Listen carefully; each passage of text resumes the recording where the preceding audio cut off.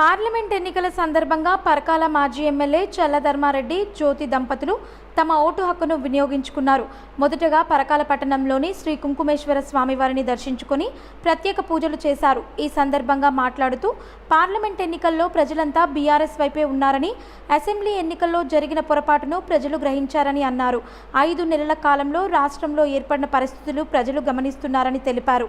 అందుకుగాను వరంగల్ అభ్యర్థి సుధీర్ కుమార్ గెలుపు ఖాయమని, కేసీఆర్ ఉంటేనే రాష్ట్రంలో అనేక సంక్షేమం సాధ్యమన్నారు. అత్యధిక స్థానాల్లో బీఆర్ఎస్ అభ్యర్థులు గెలవడంపై ధీమా వ్యక్తం చేశారు. లోక్సభ ఎలక్షన్లో భాగంగా పరకాల నియోజకవర్గంలో బ్రహ్మాండంగా ఇప్పటివరకే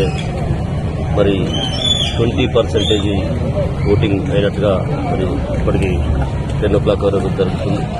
25% అయింది. దాదాపు ఇక్కడ వాతావరణం చూస్తే టీఆర్ఎస్ పార్టీకి అత్యధికంగా ఓట్లు ఇస్తున్నట్టుగా, కారు గుర్తు ఓట్లు ఇస్తున్నట్టుగా కనపడతా ఉంది.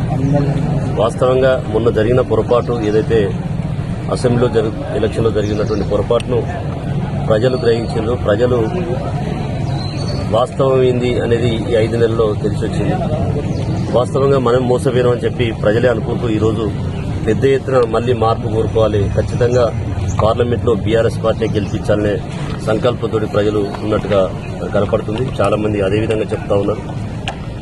నేను పరకాల నియోజకవర్గం ప్రజలను కూడా విజ్ఞప్తి చేస్తా ఉన్నా, జరిగినటువంటి తప్పిదాన్ని మనం కూడా గ్రహించాలి. మళ్ళీ కేసీఆర్ గారు వస్తేనే మళ్ళీ కరెంట్ రావడం కానీ, వర్షాలు రావడం కానీ, బోర్లలో నీళ్లు పెరగడం కానీ, బావులలో నీళ్లు రావడం కానీ జరుగుతుంది. ఈరోజు మాయమాటలు చెప్పి, ఎన్నో రకాల బ్రోకర్ మాటలు చెప్పి ఈరోజు ఎలక్షన్లు తీసుకోవడం జరిగింది. మొన్న కాంగ్రెస్ పార్టీ గెలవడం జరిగింది.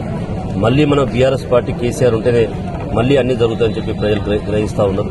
నేను ప్రజలు కూడా మరొకసారి విజ్ఞప్తి చేస్తున్నా, బీఆర్ఎస్ పార్టీకి ఓట్లేసి అత్యధికంగా గెలిపించుకోవాలని చెప్పి విజ్ఞప్తి చేస్తూ ఈరోజు అన్ని ఏర్పాట్లు కూడా సవ్యంగా జరిగినాయి, బాగానే ఉంది. ఓటింగ్ శాతం కూడా పరకాల నియోజకవర్గంలో పెద్ద ఎత్తున జరగబోతుంది.